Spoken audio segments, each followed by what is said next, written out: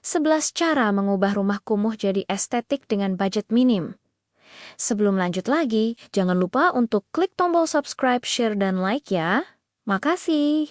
Dan kita lanjut sekarang. Halo Bunda semua, semoga semuanya sehat selalu ya. Bun, lihat beranda sosial media, isinya kok rumah estetik semua ya. Sementara pas nengok ke pojokan rumah sendiri, malah isinya tumpukan jemuran sama mainan anak yang berantakan kayak habis kena angin ribut. Rasanya, pengen narik napas dalam, tapi malah kesedak debu. Apalagi sekarang harga kebutuhan pokok lagi naik level, sementara dompet kita masih di level 1.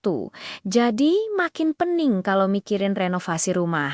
Padahal, menurut sebuah artikel dari laman desain interior ternama, kenyamanan rumah itu faktor utama yang bikin kewarasan ibu tetap terjaga di tengah gempuran cicilan dan tugas domestik yang nggak ada habisnya. Jadi, mendingan kita dengerin tips receh tapi berkelas ini, biar rumah nggak lagi dicap kumuh tapi berubah jadi hunian ala Pinterest, meskipun budget kita cuma seadanya. Langkah pertama yang paling krusial itu adalah singkirkan barang yang sudah tidak berguna atau decluttering. Karena jujur saja, kita ini sering banget menyimpan botol bekas selai atau plastik belanjaan, padahal sudah menumpuk setinggi harapan orang tua. Buang atau donasikan barang yang sudah 2 tahun cuma jadi sarang laba-laba, karena rumah estetik itu kuncinya adalah ruang yang bernapas, bukan gudang terselubung di balik sofa ruang tamu. Setelah barang berkurang, coba deh mainkan warna cat dinding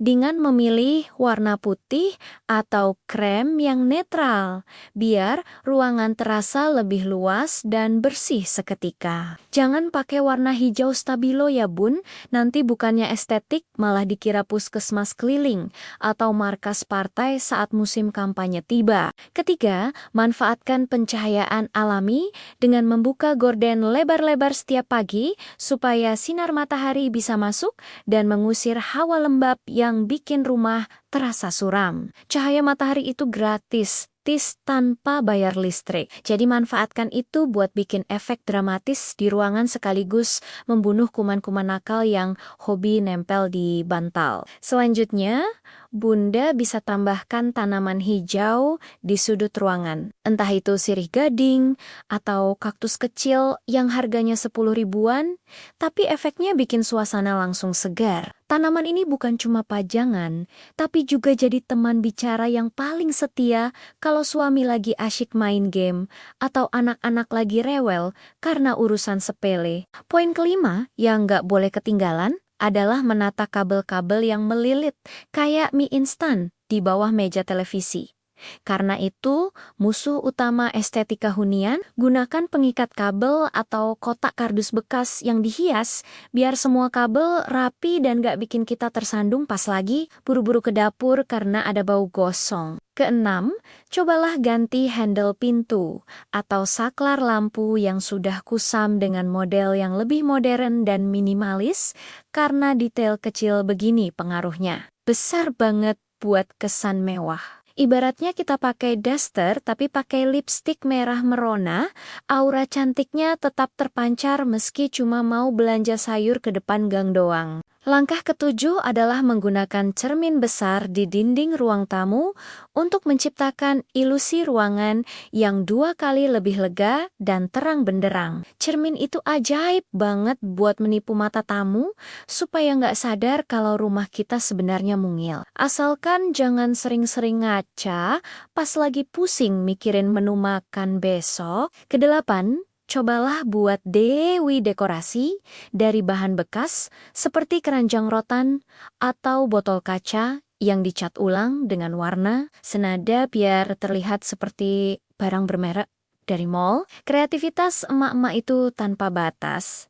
Kalau sudah urusan menghemat uang belanja, jadi manfaatkan botol bekas sirup lebaran kemarin buat jadi vas bunga yang cantik. 9, pasanglah gorden dengan posisi yang lebih tinggi dari bingkai jendela, bahkan kalau bisa mepet ke langit-langit, supaya jendela terlihat lebih jenjang dan megah. Ini trik lama, desainer yang sering kita lupakan. Padahal cuma modal geser paku saja, sudah bisa bikin ruang tamu terasa seperti lobi hotel berbintang 5, 10.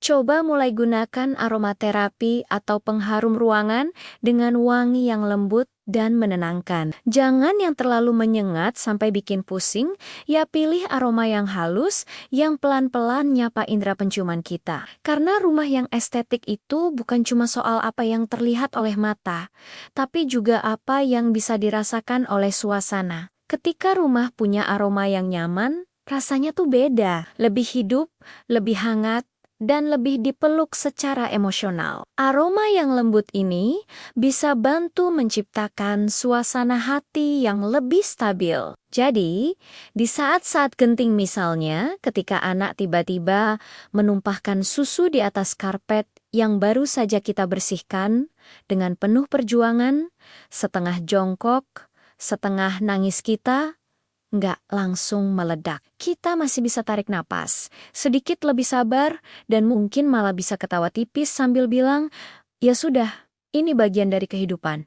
Karena ternyata, hal kecil seperti wangi ruangan itu punya efek besar untuk menjaga kewarasan kita sebagai ibu di tengah drama rumah tangga yang kadang plot twistnya lebih cepat dari sinetron. Terakhir, pastikan setiap barang punya tempat penyimpanannya masing-masing atau sistem organizing yang jelas supaya tidak ada barang yang tergeletak sembarangan di lantai. Keranjang baju kotor yang tertutup itu wajib punya. Jangan sampai tumpahan daster-daster bolong. Kita terlihat jelas saat ada mertua datang, berkunjung secara tiba-tiba, tanpa kabar. Dengan 11 cara sederhana ini, rumah yang tadinya berantakan bisa berubah jadi tempat paling nyaman untuk rebahan tanpa harus menguras tabungan pendidikan anak. Estetik itu soal rasa dan kerapihan, bukan soal seberapa mahal harga furnitur yang kita beli dari toko mebel langganan para artis ibu kota. Sekarang kita sadar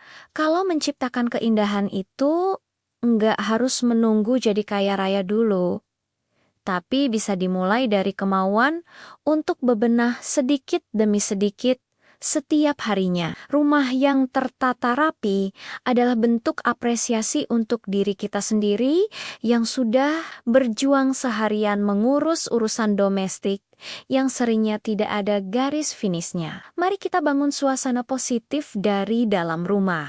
Karena dari hunian yang tenang akan lahir jiwa yang bahagia dan penuh dengan energi buat menghadapi kenyataan hidup. Jangan menyerah dengan keadaan, karena ibu yang bahagia adalah jantung dari rumah yang indah. Jadi, yuk mulai gerak sekarang juga demi rumah impian yang selama ini cuma ada di hayalan. Terima kasih sudah menemani curhat dan ceritaku sampai akhir. Sampai ketemu lagi di episode video berikutnya. Salam semangat, Bunda semua.